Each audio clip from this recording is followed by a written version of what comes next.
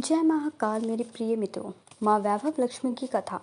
एक बड़ा शहर था। इस शहर की आबादी लाखों में थी। देश के कोने कोने से रोजगार की तलाश में आए लोग जब शहर में आते थे तो उनके पास कुछ भी नहीं होता था। उनकी एकमात्र इच्छा रहती थी कि उनको किसी तरह से 2 समय की रोटी मिल जाए। मेहनत मजदूरी करके अपने बच्चों का पेट पाल लें, बस प्रभु के गुण गाएं। वैसे देखा जाए तो मानव की इच्छाओं की कोई सीमा नहीं होती।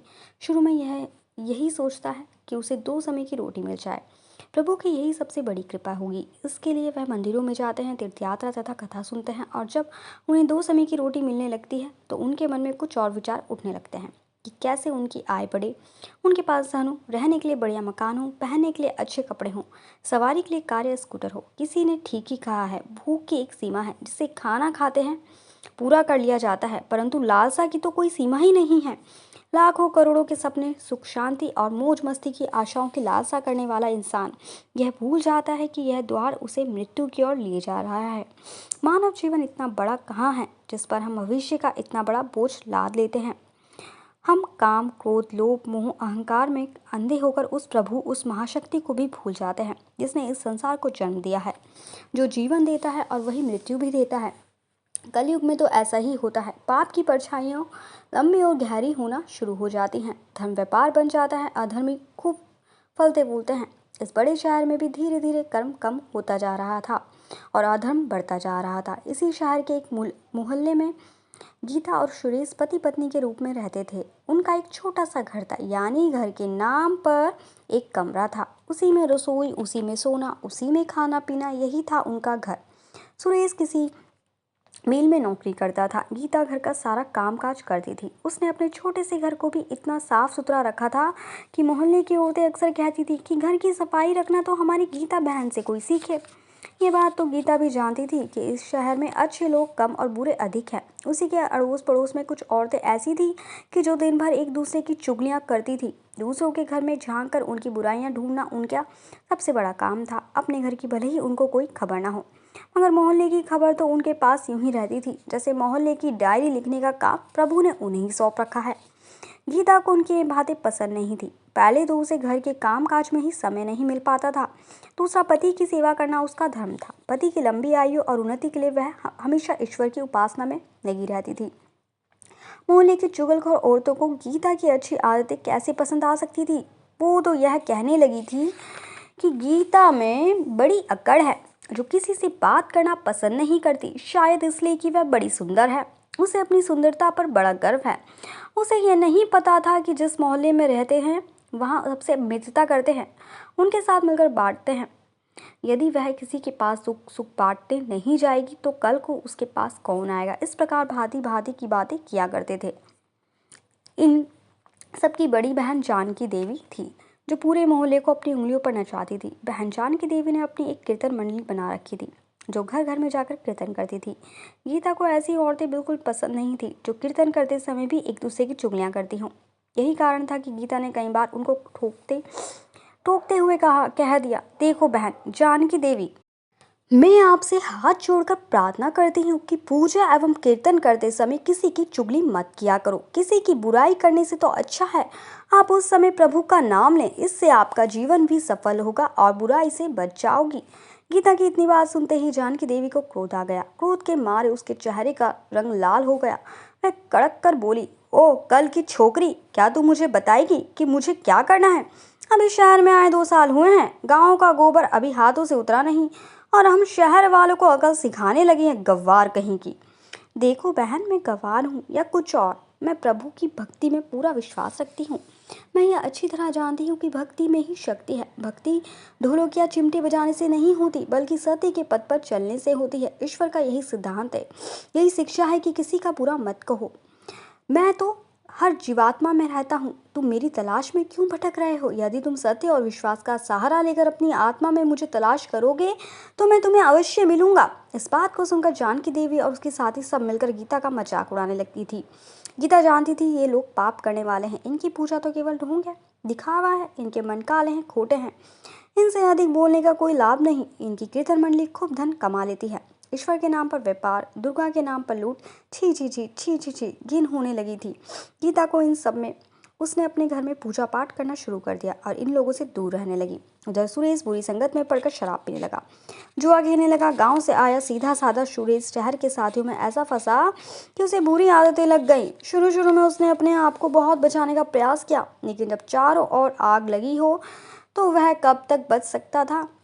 एक मजदूर का वेतन कितना होता है? सारा महीने मेहनत करने पर जो कुछ उसे मिलता था उससे घर की 2 समय की रोटी ही चल सकती थी। मकान का किराया, दुनियादारी, कपड़े लत्ते, यह सब उस वेतन से ही तो चलता था।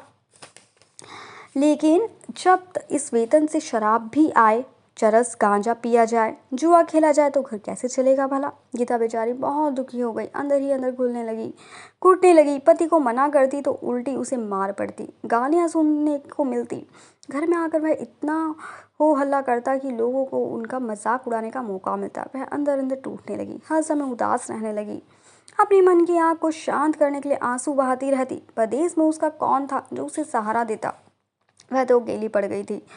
आज आकर उसे प्रभु का ही आसरा था। माँ दुर्गा ही उसे सहारा देगी। माँ लक्ष्मी तो इस घर में से रूठ चुकी थी। सुरेश ने घर के बर्तन तक बेच डाले थे। इतने बड़े संकट में भी उसने प्रभु का विश्वास नहीं छोड़ा, माँ दुर्गा की उपासना नहीं छोड़ी। उसे पूर्ण विश्वास था कि एक दिन माँ उसके सारे संकट दूर करेगी। एक दिन जब घर में खाने को कुछ नहीं बचा, वह 2 दिन भूखी थी। जिस दुकान से खाने पीने का सामान उधार मिलता था उसने इसलिए उधार देने से मना कर दिया, क्योंकि उसके पिछले रुपए ही नहीं दिए गए थे। इस युग में तो जिसके पास लक्ष्मी नहीं वह भूखा मर जाएगा। गीता माँ लक्ष्मी के चित्र के आगे हाथ जोड़े बैठकर रो रही थी। माँ ने उसकी आंखों से टपकते आंसू देख लिए थे, उसके हृदय के दुख जान लिए थे। गीता रोए जा रही थी, साथ में वे माँ लक्ष्मी का पूजन भी कर रही थी। माँ लक्ष्मी, मुझे बचा लो माँ, मुझे बचा लो। देखो मेरे घर की क्या हालत हो गई है। मैं 2 दिन से भूखी हूँ। मेरा पति बिगड़ चुका है। घर में लक्ष्मी जी आप बैठी हैं, परंतु आपका दूसरा स्वरूप जो इस संसार में माया का है वह संसार में नहीं है। उसके बिना जीवन नहीं। माँ मुझे बचा लो माँ, मुझे बचा लो माँ।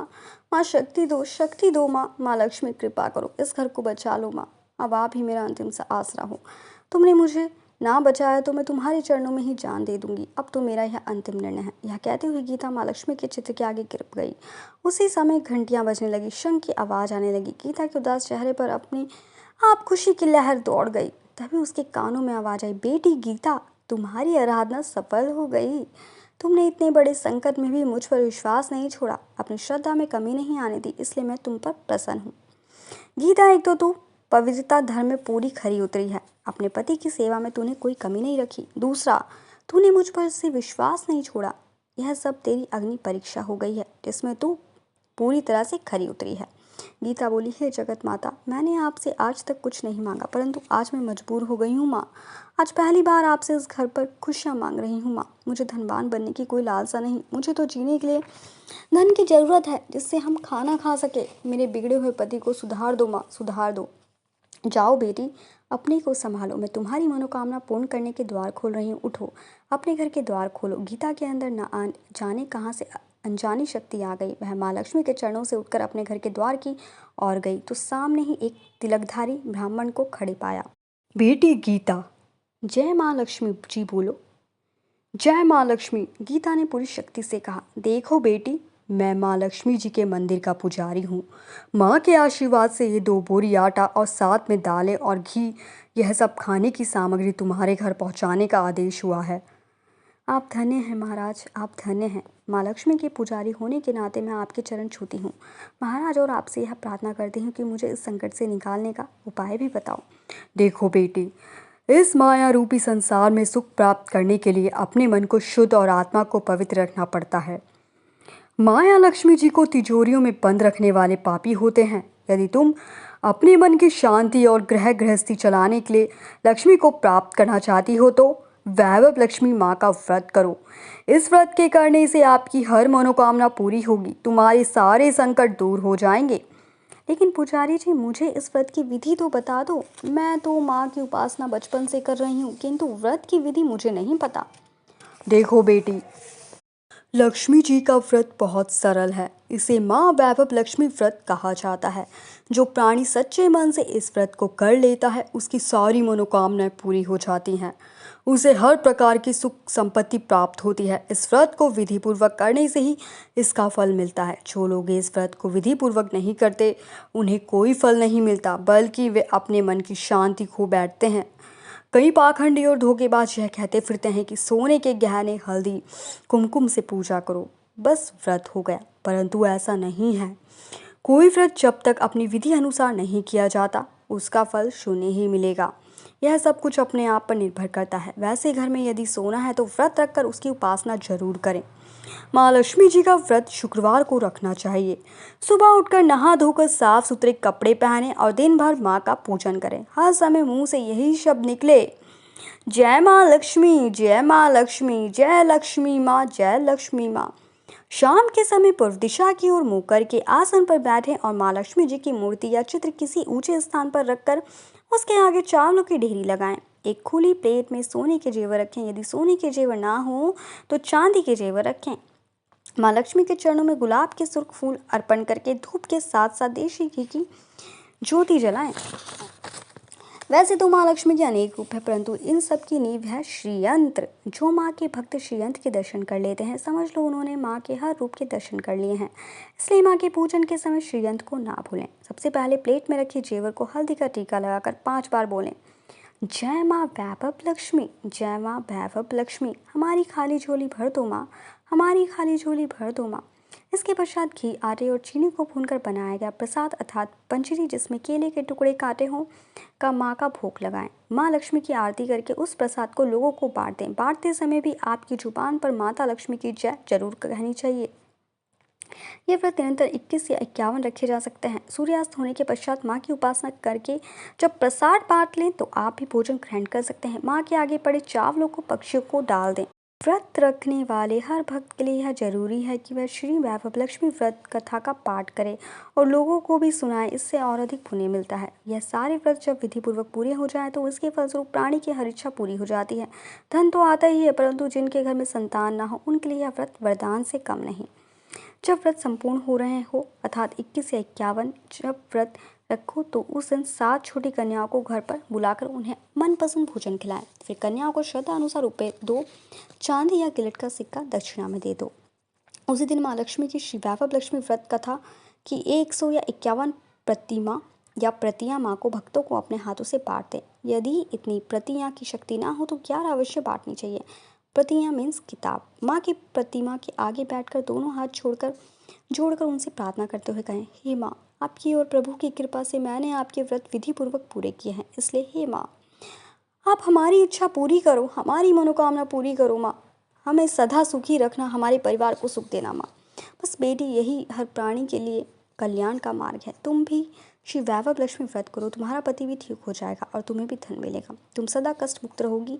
ये कहते हुए पुजारी जी चले गए। गीता ने आगे आटे की बोरियां पड़ोसन की सहायता से अंदर रखवा दी, दालों को भी अंदर रखा। माँ लक्ष्मी जी की उपासना तो कर ही रही थी, परंतु विधि अनुसार नहीं कर पाती थी। आज माँ लक्ष्मी ने उसकी हालत देखकर जो उसकी सहायता की है उसे वह कैसे भूल सकेगी। सहसा उसे ध्यान आया, कल ही शुक्रवार है, मैं कल से ही माँ लक्ष्मी जी के 21 व्रत आरंभ करूंगी। दूसरे दिन से गीता ने शुक्रवार की व्रत कथा आरंभ कर दी और साथ ही माँ का व्रत रखा। सारा दिन माँ की आरती, रात की घटना को उसने अपने पति और लड़कों को सुनाया। बड़ा लड़का धार्मिक विचार वाला था। वह मन में इस घटना को रखकर बाजार गया तथा उसने एक पुस्तक गोवर्धन प्रकाशन द्वारा प्रकाशित श्री वैभव लक्ष्मी माँ की खरीदी और अपनी माँ को लाकर दी। उसी दिन से उसकी माँ ने 21 शुक्रवार के व्रत रखने का संकल्प लिया।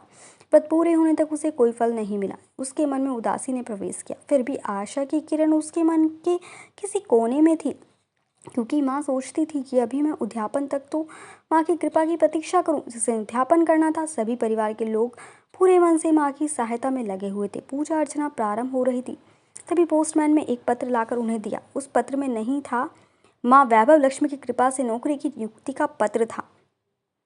इस प्रकार पूरे परिवार ने उद्यापन को और मनोयोग से किया और पुनः संकल्प किया कि आज से नियमित रूप से अपने घर में माँ वैभव लक्ष्मी की पूजा अर्चना किया करेंगे। वही गरीब परिवार आज अपने गांव के धनी और संपन्न परिवारों में गिना जाता है। इस घटना के बाद पूरे गांव ने श्री वैभव लक्ष्मी की पूजा व्रत धारण करने का संकल्प लिया।